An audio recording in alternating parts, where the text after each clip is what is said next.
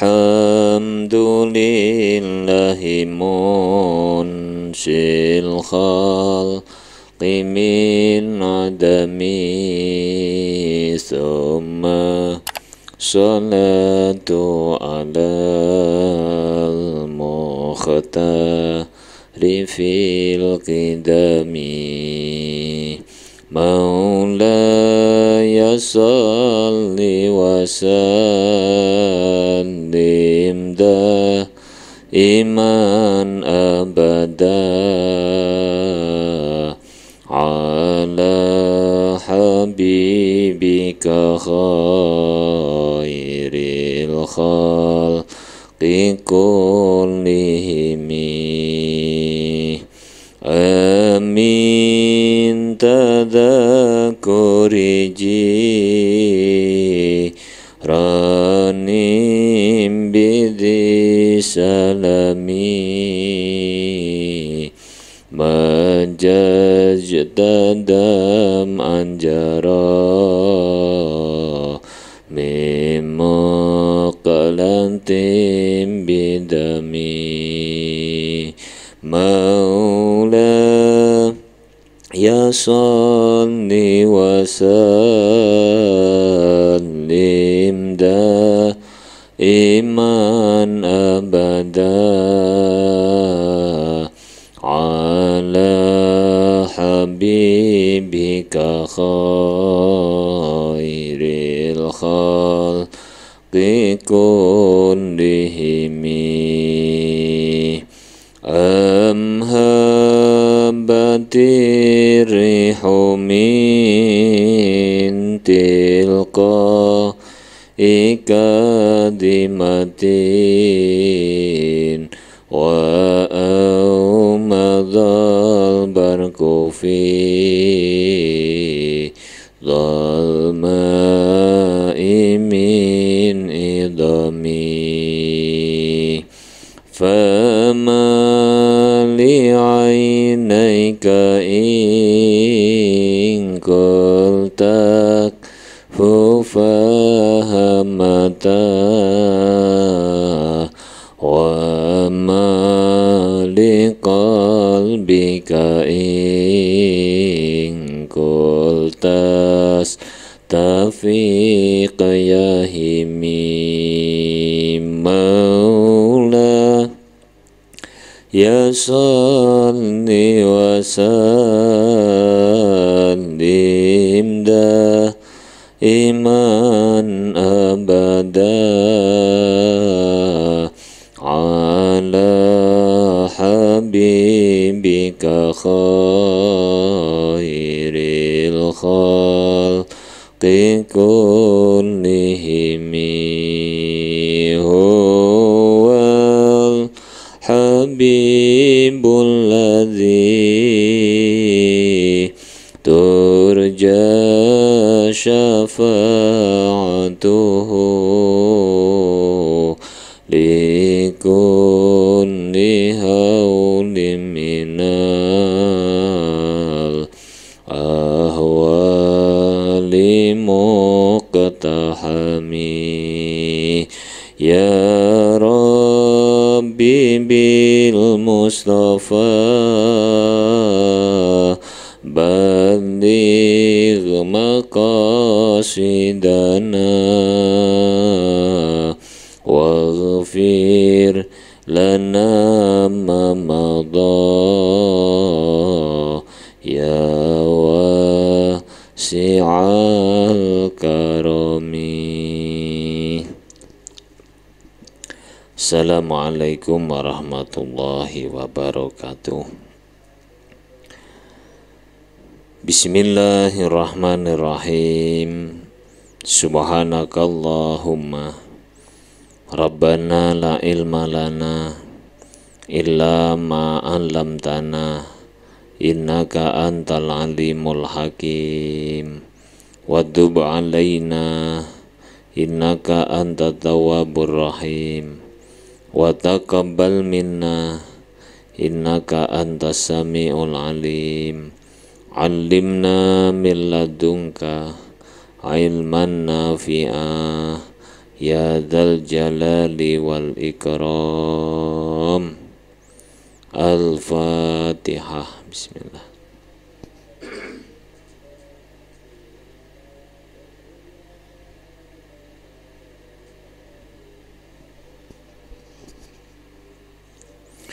Bismillahirrahmanirrahim. Alhamdulillahi rabbil alamin. Wassalatu wassalamu ala ashrafil anbiya'i wal mursalin Sayyidina wa maulana Muhammadin wa ala alihi wa sahbihi ajma'in. Qala al-mu'allif rahimahullahu ta'ala wa nafa'ana bihi wa bi'ulumihi wa amaddana bi asrarihi wa ada alaina bi barakatihi amin ya rabbal alamin. Bismillahirrahmanirrahim.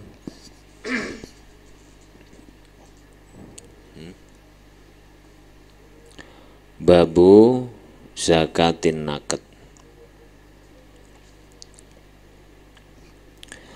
Babu zakatin nakdi utawi iki iku bab mertelaaken zakate emas perak.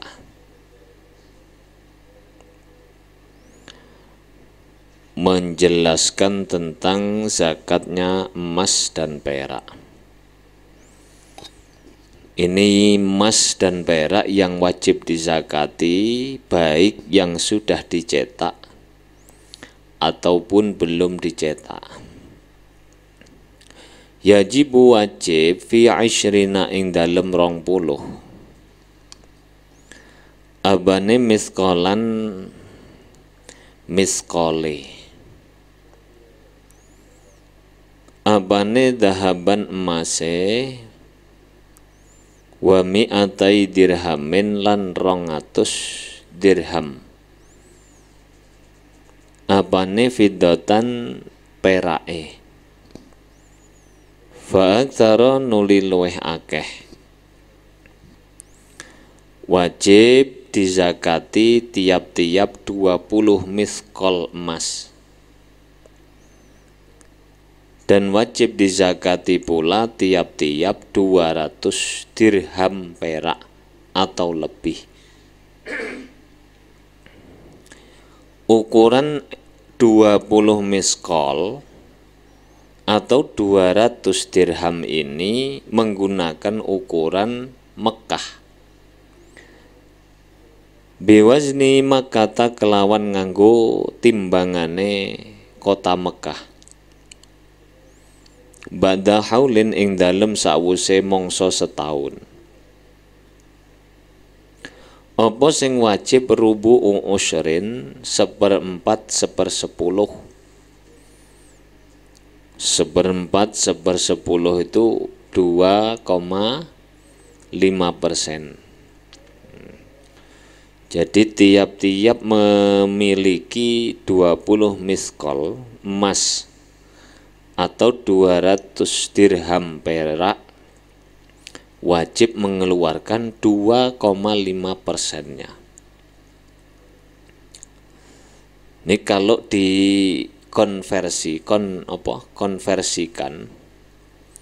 ada banyak sebenarnya madhab atau pendapat yang mengatakan konversi 20 miskol itu berapa gram kalau dikonversi. Tapi saya mengambil beberapa pendapat. Pendapat yang pertama adalah madhab Syafi'i, Maliki, dan Hambali. Menurut madhab Syafi'i, Maliki, dan Hambali, nisabnya emas atau di sini 20 miskol itu setara dengan 77,50 gram. Nah, 77,50 gram. Kemudian ada lagi menurut pendapatnya Imam Ahmad bin menurut pendapatnya Imam Abu Hanifah. Menurut Imam Abu Hanifah 20 miskol itu setara dengan 107,75 gram.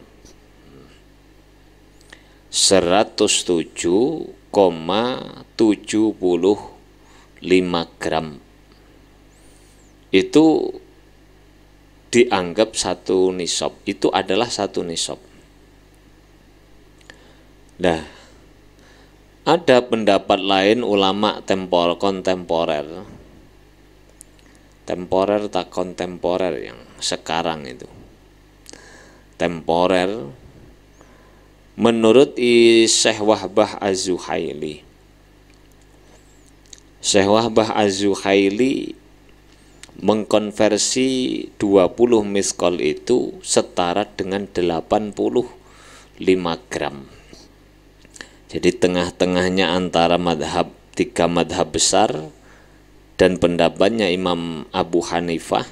Beliau mengatakan 85 gram itu adalah nisabnya emas.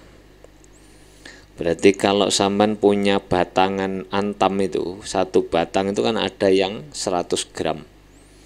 Itu berarti sudah lebih dari satu nisab. Kalau sampean punya itu setiap tahun, kamu harus apa? Membayar zakatnya sebesar 2,5%-nya. Kemudian 200 dirham perak. Itu berapa Pak kalau dikonversi menjadi gram? Lah menurut beberapa madhab juga, menurut madhab Syafi'i, Maliki, dan Hambali, 200 dirham perak itu setara dengan 543,35 gram. Piro? 543,35 gram. Itu adalah 200 dirham. Menurut madhab Syafi'i, Maliki, dan Ahmad bin Hambal. Menurut madhab Imam Abu Hanifah, 200 gram itu setara dengan 752,66 gram.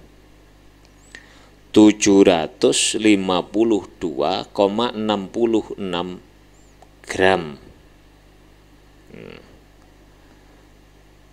Kemudian ada pendapat Imam Wahbah Az-Zuhaili, Syekh Wahbah Zuhaili, nyebutnya itu ada yang nyebut suka Dr. Wahbah Zuhaili, ada yang nyebut Syekh Zuhaili. Menurut beliau adalah setara dengan 595 gram. Itu satu nisabnya perak. Jadi ini kalau ini jauh sekali ya. Tadi pendapat tiga madhab pertama 543. Pendapat Imam Abu Hanifah 752. Kalau ini 595. Nah, ini kalau kita madhabnya Syafi'i berarti 543,35 gram. Sudah.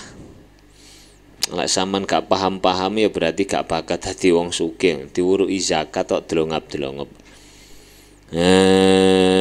Bakatmu berarti ngitung duit receh ya. Jangan ngitung emas delongop. Ora bakat apa? Ora bakat sugih. Wong nek kadung gak bakat sugih, wangel dijak hitung-hitungan wangel. Dah, lanjut.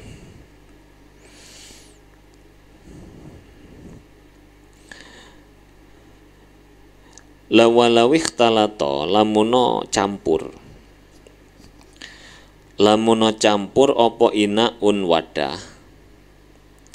Minuma kang tetep saking naqdani ai dahaban au fiddatan wajuhila lan ora den weruhi apa kadar. Andai kata ada tempat bejana yang terdiri dari kadar emas dan perak, sementara ukurannya, kadar berapa gramnya, berapa persentasinya campur itu tidak diketahui, maka zaka mongko zakat sapa wong kulan ing saben-saben siji al aktsara ingkang luweh akeh, al aktsara ingkang luweh akeh, maka kamu harus mengeluarkan zakat dari masing-masing emas dan perak itu yang lebih banyak. Jadi misalnya kamu anggap yang lebih banyak, kamu duga yang lebih banyak adalah emas, berarti yang wajib dizakati emas. Atau yang lebih banyak perak, berarti yang dizakati perak. Au mayyaza utawa bisa mbedakaken sapa wong, kalau dia bisa membedakan, ya, membedakan ini yang emas sekian gram, yang perak sekian gram. Wa yuzakalan den zakati opamu kok urung titik ya. Wa au mayyaza utawa bisa mbedakaken sapa wong. Sudah titik itu. Titik.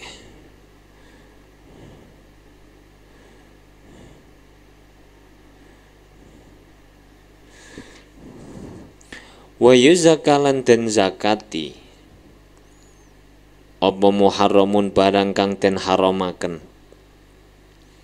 Apa Pak maksudnya? Barang yang diharamkan itu tetap dizakati. Misalnya begini, kamu punya gelas, kamu punya mangkok, punya piring, punya mikrofon terdiri dari emas. Kamu menggunakan emas dibuat piring dan lain sebagainya itu haram. Ya, meskipun diharamkan, kalau itu sudah mencapai satu nisab, tetap wajib membayar zakatnya. Atau punya sandal terdiri dari emas, itu haram. Karena laki-laki tidak boleh memakai barang emas. Meskipun itu diharamkan, kalau sudah mencapai satu nisab atau persyaratan mengeluarkan zakat, maka zakatnya harus tetap dikeluarkan. Wa makruhun lan barang kang den makruhaken.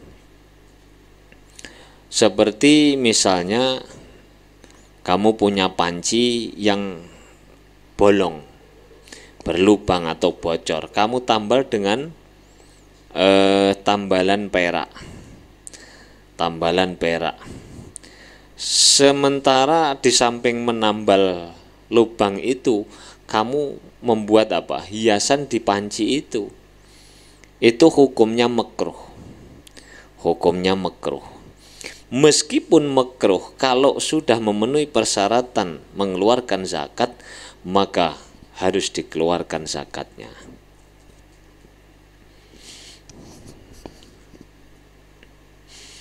La ora den tokaken apa khuliyun la ora den tokaken utawa la ora den zakati apa khuliyun pepaes mubahun kang den wenangaken. Kalau emas dan perak itu untuk perhiasan yang diperbolehkan, misalnya istri kamu memakai gelang atau memakai kalung, memakai cincin, memakai yang di kuping itu namanya anting-anting bobot emas 0,5 kilogram. Lak kupingnya molor kaya wong dia pedalaman wong Dayak. Misalkan saja Karena untuk berhias itu boleh-boleh saja bagi wanita. Maka kalau kamu niatnya untuk perhiasan, itu tidak diwajibkan mengeluarkan zakat. Jadi sing penak lek kapane nyimpen emas aja mbok simpen batangan. Tukokno kalung, tukokno gelang, tukokno cincin umpama 2 kilo. Lek zakat 2,5% ngelu iku piro isane?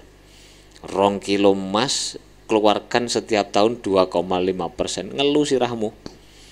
Supaya kamu tidak ngeluh. Piye ngakaline? Iki ilmu ngakali. Ya kono gawekno kalunge bojomu bandul. Terus gelang 0,5 kilo. Anting seprapatan wis lurus 0,5 kilo. Terus gawekno apa gelang kaki crik-crik gitu 0,5 kiloan lah. Terus mari ngono asam urat gak iso mlaku. Apa cak mbak gak iso mlaku? Kaboten apa? Kaboten gelang. Kalau begitu niatnya perhiasan maka tidak wajib zakat.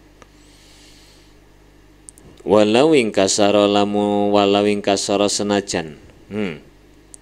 Keliru. Mubahun kang den wenangaken.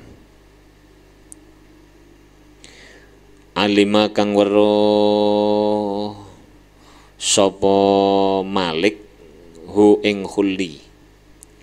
Walam yanwilan orang niat sapa malik. Malik itu pemiliknya. Kanzahu ing nyimpeni apa? Kanzahu ing nyimpeni khulli. Walawing kasaro senajan dadi pecah apa? Dadi pecah apa? Apa sing pecah? Dadi pecah apa khulli ya. Dadi pecah apa khulli? Ing qasada lamun nejo sapa wong ki malik islahahu ing bagusaken khulli. Wa amkana lan mungkin apa islah bila sogin kelawan tanpa nyetak, kelawan tanpa mencetak ulang tentunya. Ngono mencetak ulang. Wa khalun wa mimma lan iku setengah saking perkara yuhramu kang den haramaken apa ma siwarun utawi gelang. Wa khalun lan binggel. Wa khilun ya kenek wa khalun binggel. Lilubsi krana lilubsi rajulin krana nganggone wong lanang. Aja salah paham, yang diharamkan memakai gelang, memakai binggel, kalung dan lain sebagainya itu orang laki-laki. Wa khunsalan wong wandu. Wa khunsalan wong wandu. Jadi yang diperbolehkan siapa? Hanya wanita. Kalau itu dipakai laki-laki atau wandu maka tetap haram. La anfun wa khulliyu dhahabin la wa harumalan haram alaihi ma ing atase rajul wa khunsa. Alaihi ma ing atase rajul wa khunsa apa usbuun pira-pira driji. Apa usbuun pira-pira driji. Wa khulliyu dhahabin lan pepaes emas. Perhiasan emas, misalnya kalau tidak dipakai di anggota tubuh luar itu untuk lapisan gigi misalnya, tetap ndak boleh. Mosok ono Pak, lu zaman biyen niku akeh Pak. Jadi nyimpen emas itu untuk lapisan gigi, terus untuk apa lagi macam-macam. Yang tidak mudah dilepas.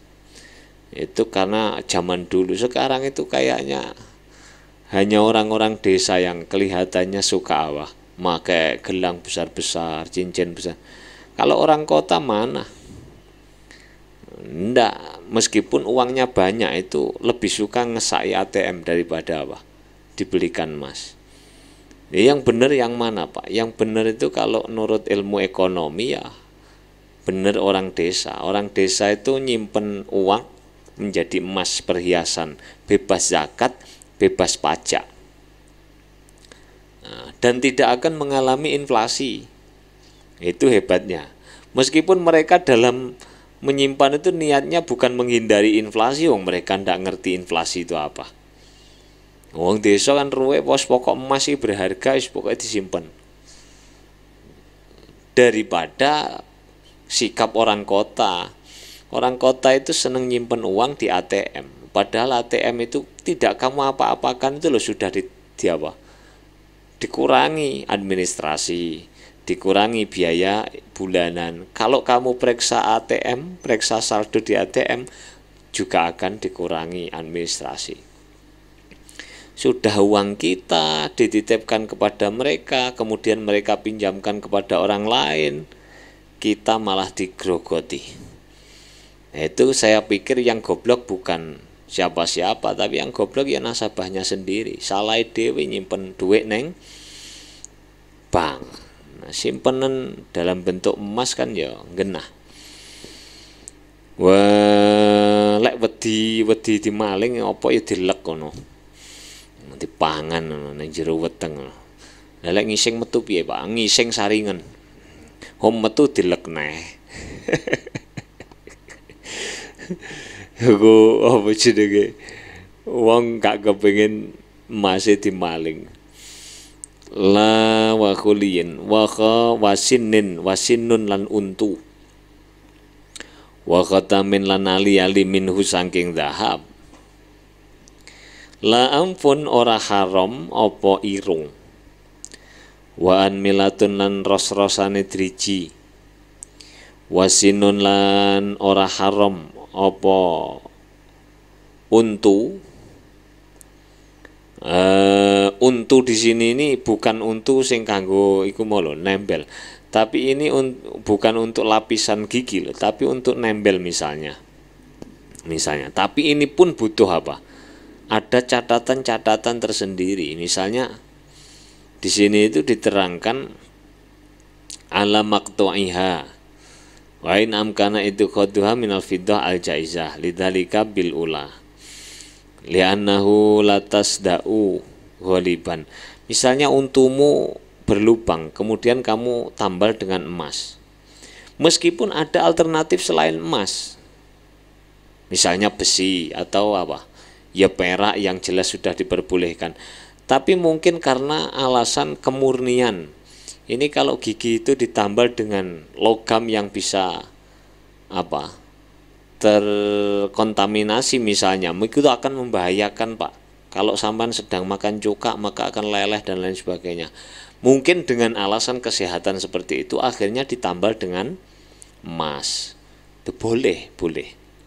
Tapi kalau melapisi tadi tidak ada masalah, kemudian gigi saya lapisi dengan emas, loh itu beda lagi ceritanya. Ini kalau ada lubang misalnya terus tidak ada apa? Ada yang lain tapi ada kemungkinan leleh dan lain sebagainya atau karat dan lain sebagainya. Dengan pertimbangan itu menjadi boleh apa? Menambal lubangnya gigi dengan emas. Dikimo.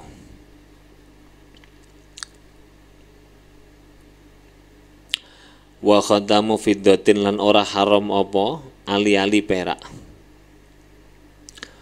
Ora haram apa ali-ali perak. Wali rajulin lan halal kedue wong lanang minha saking fiddah apa khulliyatu alati harbin maesi peralatan perang bila syarofin kelawan tanpa ngliwati batas. Misalnya kamu punya pedang, kalau dulu ini, terus gagangnya itu apa? Gagangnya itu kamu hiasi dengan perak, boleh. Paku-paku hiasan atau gambar-gambarnya itu kamu hias dengan perak. Boleh dengan catatan tidak berlebihan. Berlebihan itu ukurannya berapa, Pak? Ini tidak ada ukurannya di dalam syarak. Kalau tidak ada ukuran di dalam syarak, kita kembalikan pada kaidah usuliyah, mala dzabitalahu lughatan wala syar'an fadzabituhu al-urfu. Sesuatu yang tidak dibatasi menurut bahasa maupun menurut syarak, maka batasannya adalah dikembalikan kepada uruf. Ini sesuai dengan uruf. Kalau sudah dianggap berlebihan, maka menjadi haram. Kalau dianggap tidak berlebihan, boleh. Warumkhin lan tombak. La ora apa? Lama. Ora maes-maesi perkara. Ora maes-maesi perkara layal bibasu kang ora nganggo sapa rajulhu ing ma. Tidak diperbolehkan menghiasi sesuatu yang tidak dipakai. Misalnya maka sarjin koyok lapak jaran. Wali jamin lan kendali. Nah, ini apa? Ini yang tidak dipakai oleh dia itu tidak boleh. Misalnya jaran yang menjadi kendaraannya itu lapaknya kamu kasih hiasan perak, atau tali kendalinya itu kamu hiasi dengan perak. Wali jamin wandiki.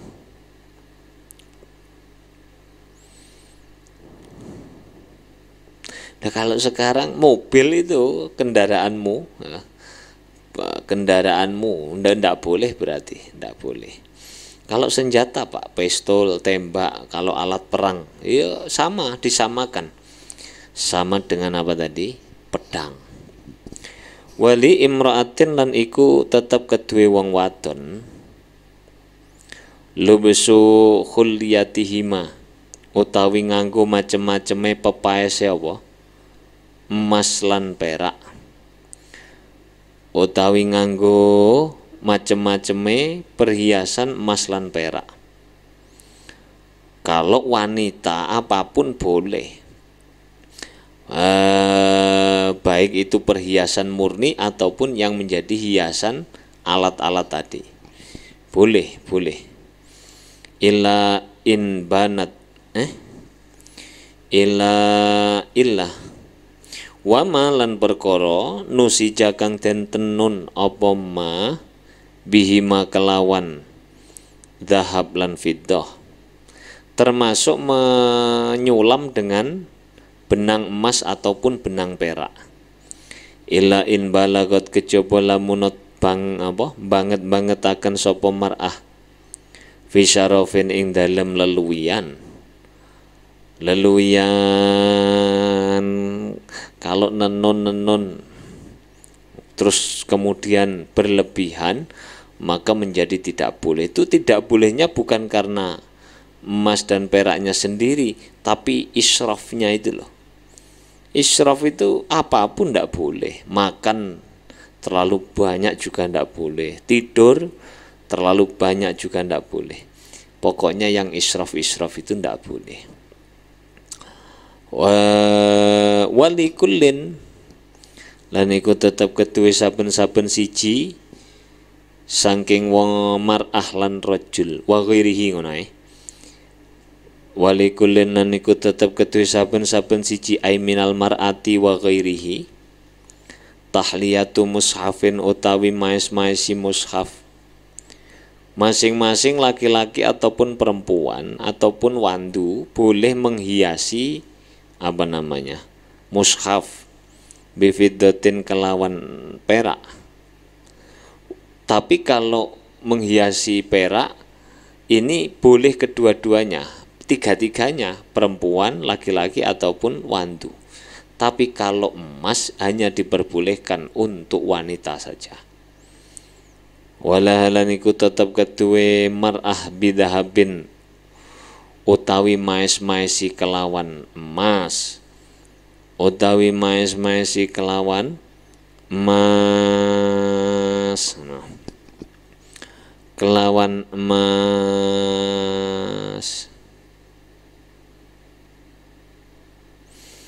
Kalau ini ada pendapat ini.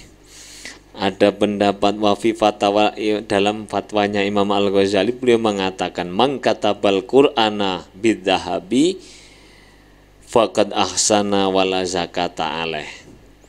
Menurut pendapat Imam Ghazali, siapapun yang nulis Quran dengan tinta emas, kalau tinta emas yang dituliskan itu kalau khatam sampai 30 juz itu kira-kira ada 100 gram atau tidak, kira-kira lebih.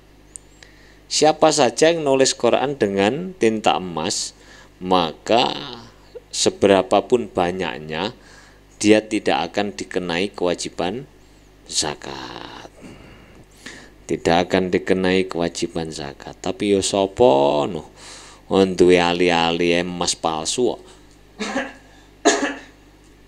kok arepe nulis apa? Akan nulis Quran dengan tinta emas, ya hayalan, tinta emas-masan kalau bukan emas. Seperti ini kilat kuning, ini tinta emas-masan, bukan emas betulan. Sudah babu zakatil ma'dan warrikaz wattijarah. Rabbi fanfa'na bi barakatihim wahdinal khusna bi hurmatihim wa amitna fi tariqatihim wa mu'afati minal fitani. Rabbi fanfa'na bi barakatihim wahdinal khusna bi hurmatihim wa amitna fi tariqatihim wa mu'afati minal fitani. Rabbi fanfa'na bi barakatihim wahdinal khusna bi hurmatihim wa amitna fi tariqatihim wa mu'afati minal fitani. Bismillahirrahmanirrahim. Allahumma inni astaudi'uka ma 'allamtanihi wardudhu ilayya inda hajati ilaihi wa la tunsinihi ya rabbal alamin. Al-Fatihah.